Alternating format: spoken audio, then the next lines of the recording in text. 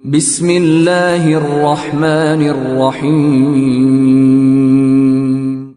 Saudaraku, banyak orang yang tidak faham bahwasanya memberi makan dan minum itu dalam Islam adalah salah satu cara untuk mendapatkan amal jariyah. Jadi banyak orang memikirkan amal jariyah itu hanya membangun bangunan, hanya membagikan Al-Quran sehingga dihafal. Intinya fisikal, bentuk materi saja atau material ya. Lebih ke masjid, lebih ke bangunan, lebih ke jalan, lebih ke sumur gitu kan. Padahal sebenarnya ada hal-hal lain yang bisa menjadi penyebab amal jariyah. Di antaranya makanan dan minuman. Jadi hadis Nabi SAW yang sahih riwayat Imam Ahmad, ini rahasianya di hadis ini. Kata Nabi SAW, ma wudi'a ta'amun illa wada'allahu fihi barakah. Tidak ada makanan atau minuman yang dihidangkan untuk orang lain kecuali Allah, atau dihidangkan buat diri sendiri juga masuk sebenarnya, kecuali Allah jadikan bagian dari makanan dan minuman itu berkah. Maksudnya berkah apa? Kata para ulama, dia akan berada di tubuh orang yang mengkonsumsinya selama dia masih hidup. Jadi begini, orang tua kita semua, Bapak Ibu sekalian, orang tua kita seperti saya, orang tua saya misalnya, pada saat saya ceramah di masjid ini, saya mendapatkan pahala karena menyampaikan agama Allah, insya Allah, bila diikuti dengan keikhlasan. Semoga Allah ikhlaskan niat kita. Orang tua saya panen pahala saya. Kenapa Bapak Ibu sekalian? Karena saya tumbuh dari ASI ibu saya, dan saya tumbuh dari nafkah ayah saya. Makanan, minuman yang saya makan selama ini sehingga membantu pertumbuhan badan saya menjadi besar dan akhirnya saya bisa hidup, maka itu menjadi amal jariyah. Makanya dalam hadis riwayat Imam Muslim, seorang sahabat bertanya, "Ya Rasulullah, ayyul islami khair?" Perbuatan apa dalam Islam yang khair? Khair ini yang baik sekali, pahalanya besar sekali, selain yang wajib, yang sunnah-sunnah aja nih. Nabi SAW tidak mengatakan perbanyaklah sholat sunnah. Kenapa? Sholat sunnah secara individual, puasa sunnah, zikir, ngaji, bukan. Karena orang ini mengatakan khair artinya yang banyak sekali pahalanya, banyak sekali manfaatnya dan ringan, sunnah. Berarti orang lain bisa merasakan. Apa jawaban Nabi SAW? Tut'imut ta'am wa tusallimu ala man ta'rif wa man lam ta'rif. Engkau memberikan makan dan minum kepada orang yang kau kenal atau kau tidak kenal. Memberi makan umumnya. Dan engkau menyebarkan salam kepada orang muslim yang kau kenal atau kau tidak kenal. Tapi saksi bahasan kita potongan awal hadis ini, di mana Nabi SAW menjadikan amal yang paling baik, besar pahalanya dalam Islam ternyata memberi makan dan minum orang lain. Kok bisa? Bukankah dalam secara akal kita, kalau kita makan dan minum kan habis gitu kan? Ternyata yang dibuang oleh tubuh itu yang tidak dibutuhkan saja. Yang jadi mohon maaf air seni kita, air kencing dan buang air besar, jadi tinja itu yang tidak dibutuhkan oleh tubuh, tapi yang dibutuhkan diambil, diserat, gitu kan? Dia akan menjadi bagian daripada otot-otot, urat-urat yang memang membutuhkan pembaharuan, atau bahkan menjadi bagian daripada darah di tubuh kita dan seterusnya. Tubuh kita terdiri dari 75% air. Dan Allah SWT mengatakan dalam Al-Quran, A'udzubillahi minasyaitonirrajim, waja'alna minal ma'i kulli syai' hayy. Kami jadikan dengan air itu segala sesuatu bisa hidup. Dan memang seperti itu.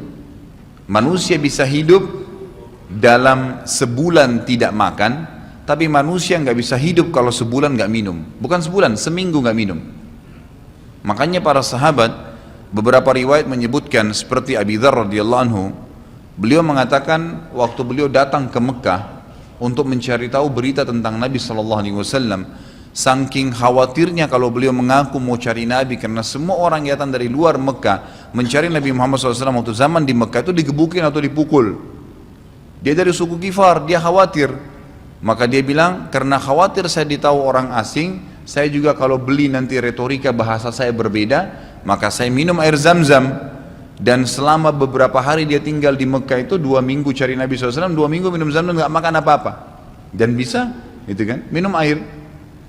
Beberapa sahabat juga dalam riwayat Bukhari menjelaskan, mereka pernah tinggal di Mekah selama sebulan tidak minum kecuali air Zam-Zam. Bisa hidup. Apalagi memang Zam-Zam punya kelebihan. Ya. Zam-Zam itu kata Nabi SAW adalah makanan dan minuman yang menyehatkan dan mengenyangkan. Tapi intinya air, gitu kan, intinya air. Fungsi air banyak sekali, kan gitu. Tadi kalau kita masuk makanan dan minuman dulu, memberikan makan dan minum dalam Islam ini sangat besar pahalanya, sebagaimana saya jelaskan dan termasuk amal jariah.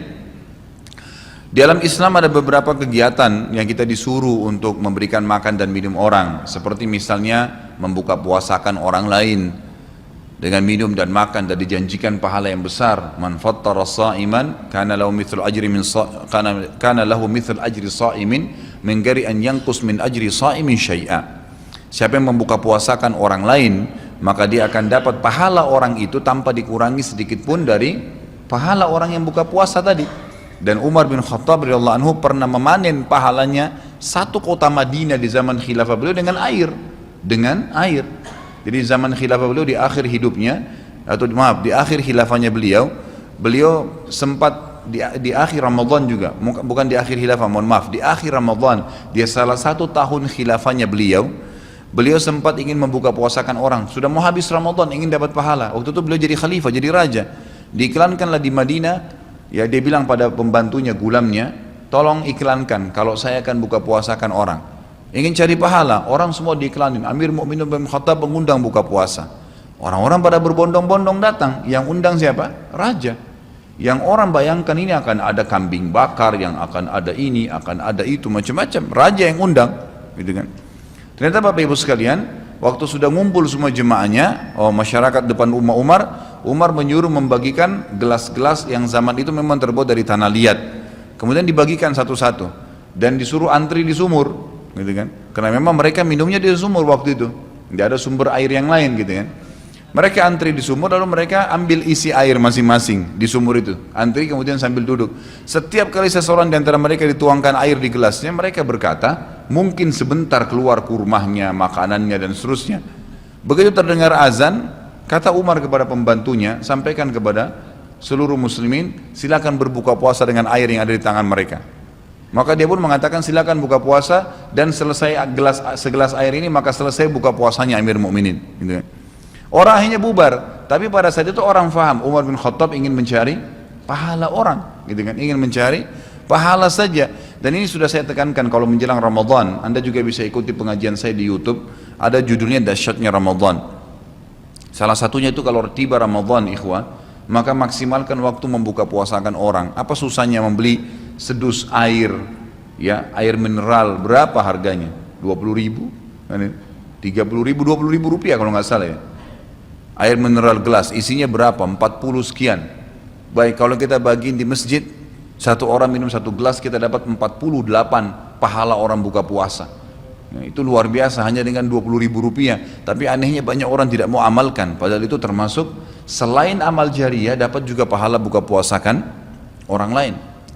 Nabi SAW dan juga merupakan ciri para nabi-nabi, mereka itu paling senang mengikram tamunya, dan beliau menjadikan sebagai sebuah prinsip dasar dari iman kepada Allah dan hari akhir, sebagaimana beliau bersabda dalam hadis Bukhari Muslim, man kana yu'minu billahi wal yawmil akhir falyukrim daifahu. Siapa yang beriman, mengaku beriman kepada Allah dan hari akhir, maka dia harus mengikram itu, melayanin, memberikan makan dan minum, ya, mengucapkan tutur kata yang baik bagi tamunya. Intinya memberikan makan dan minum dalam Islam ditekankan sekali, karena itu juga termasuk, ya, amal ibadah, amal jariah dan amal ibadah yang akan mendapatkan pahala. Jadi ada dua sisi pahala yang didapatkan selain amal jariahnya, selama dia makan dan minum kemudian itu masih ada di dalam tubuhnya, maka berarti itu akan terus menjadi amal jariah. Kata para ulama, dia akan terus menjadi amal jariah pada saat seseorang tumbuh besar. Kayak kasus seseorang manusia tadi, orang tuanya, ayahnya carikan nafkah yang halal, ibunya kasih ASI, kemudian dia tumbuh besar dari situ. Tumbuh besar ini ternyata menjadi otot-ototnya, menjadi komponen dari tubuhnya. Kemudian dia menjadi besar, lalu dia menikah. Dari komposisi tubuhnya tadi, ternyata ada yang mengalir di sperma dia kepada anaknya. Kemudian anaknya tumbuh besar juga dari situ, dan seterusnya. Jadi amal jariah selama masih ada manusia itu. Jadi seperti itu luar biasanya gitu. Di antaranya tadi saya bilang, kita bisa mendapatkan pahala dengan buka puasakan orang. Yang kedua, mengikram orang. Mengikram ini memberikan, menyuguhkan sesuatu buat tamu. Ya. Termasuk ya, yang dianjurkan adalah sering-sering ya, mentraktir orang lain. Ada kultum saya itu. Subhanallah, saya isi salah satu pengajian di salah satu kantor di Sudirman ini. Sampai saya dibisikin, Ustadz, setelah saya nonton di YouTube ceramahnya Ustadz tentang traktir, ini teman-teman semua pada berebut nih, saling traktir-traktiran gitu. Jadi nggak lagi nunggu temannya yang bayar, tapi dia yang bayar duluan. Ternyata itu amal jariah ya Ustadz ya. Oh iya, amal jariah. Kan gitu. Memberikan makan orang, bayangkan kalau dia makan dan minum dia kenyang. Kemudian ada yang jelas pasti ya, makanan minuman yang dimakan dan diminum itu pasti ada bagian yang akan menjadi komposisi tubuhnya. Nggak mungkin semua terbuang. Maka itu berarti akan jadi amal jariah. Apalagi kalau dasarnya yang kita berikan makan orang-orang yang bertakwa, orang soleh, luar biasa, makin kuat dia beribadah. Ciri Nabi Ibrahim alaihissalam, Nabi Ibrahim itu malah luar biasa ikramnya, ya. Dia suka dengan tamu, sampai-sampai kalau dihidangkan makan, cirinya beliau nggak pernah makan sendiri, pasti habis dihidangkan makan, dibuka pintu rumahnya, siapapun lewat dipanggil makan sama dia. Syekh bin Baz hafizahullah rahimahullah, beliau sudah meninggal. Salah satu muridnya menceritakan, beliau itu punya rumah, ya, rumahnya dia di belakang atau di samping rumahnya itu ada sebuah tempat yang kosong, pakai AC, ya dilapangkan seperti masjid inilah. Setiap hari beliau menyiapkan makan siang dan makan malam untuk 600 orang. Setiap hari. Siang itu untuk 600 orang, malam untuk 600 orang. Jadi 1200 orang yang makan setiap hari. Atau 1200 porsi lah ya. Kalau orang yang sama makan siang dan makan malam. Sampai-sampai beliau bukan mengundang ya, enggak diundang orang. Jadi awal-awalnya saja diiklanin. Jadi kalau sudah tiba waktu makan siang, yang lagi nyapu jalanan mampir, yang lagi lewat mampir, yang muridnya mampir, yang kerabatnya mampir, pokoknya mampir 600 orang. Siang malam, tiap hari sampai belum meninggal. Itu bagaimana mereka mengikramnya. Kadang-kadang kita subhanallah, makanan kita taruh di kulkas sampai rusak, nggak mau dibagi kepada orang. Pelitnya luar biasa. Kalau buahnya lagi berbuah dibungkus, nggak mau dibagi ke orang lain. Padahal sebenarnya rahasia untuk menambah berkah sesuatu benda, rezeki kita, itu diinfakkan dulu.